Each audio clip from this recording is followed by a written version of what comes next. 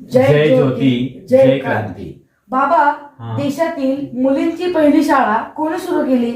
देशातील मुलींची पहिली शाळा महामानव महात्मा ज्योतिराव फुले आणि क्रांतीज्योती सावित्रीबाई फुले यांनी सुरू केली। ही शाळा केव्हा सुरू झाली?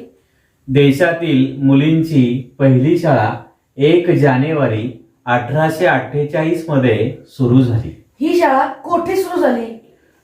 भारतातील मुलींची पहिली शाळा पुण्यामधील बुधवार पेठेतील भिड्यांच्या वाड्यामध्ये सुरू झाली।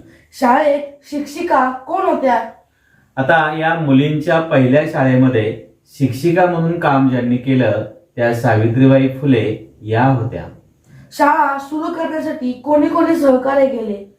शाळा सुरू करण्यासाठी महात्मा ज्योतिराव फुले यांचे सहकारी, मग त्यामध्ये तात्यासाहेब भिडे आहेत, चिपळूणकर आहे, सखाराम परांजपे आहे, सदाशिव गोवंडे आहे, जगन्नाथ सेठ सदाशिवजी आहेत, अशा अनेक सहकार्यांनी त्यांना मदत केली। पहिल्या शाळेत शिकायला किती मुली होत्या? साधारणपणे त्या काळामध्ये मुलींना शिकायला कोणीही पाठवत नसत। एक 6 ते 9 एवढ्याच मुली या मुलींच्या पहिल्या शाळेमध्ये शिकायला होत्या। शाळा सुरू करण्याचा मुख्य उद्देश काय होता?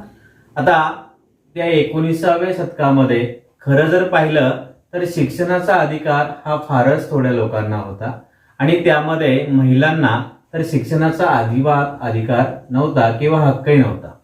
स्त्रियांनी फक्त चूल आणि मूल एवढंच काम करावं हे ठरलेलं होतं आणि जर स्त्रिया शिकल्या तर त्यांच्या नवऱ्यांच्या ताटामध्ये जेवणामध्ये आळ्या येतात किंवा त्यांच्या 42 पिढ्या नरकात जातात। अशा प्रकारे त्या काळातील सनातनी लोकांनी त्या ठिकाणी लोकांना घाबरवण्याचं काम केलं होतं।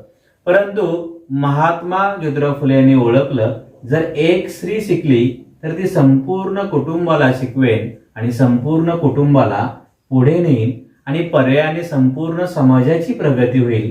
आणि म्हणून महात्मा ज्योतिराव फुले आणि सावित्रीबाई फुले यांनी पहिल्यांदा मुलींसाठी शाळा सुरू केली। जर मुलगी शिकली तर कुटुंब शिकेल, समाज शिकेल आणि देशाची प्रगती होईल, हा त्यांचा उद्देश होता। जय ज्योती जय क्रांती।